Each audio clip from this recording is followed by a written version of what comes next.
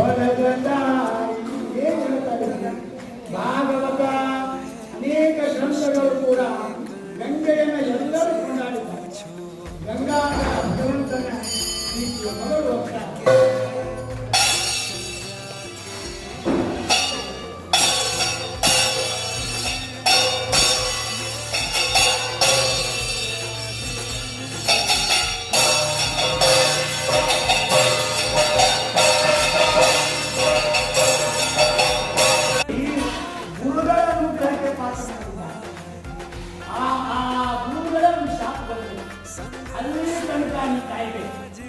ಅಮ್ಮ ನಾನೇ ಬರ್ತೀನಿ ಅಂತ ಅಭಯವನ್ನು ಕೊಟ್ಟು ಆ ಕಷ್ಟಪಡ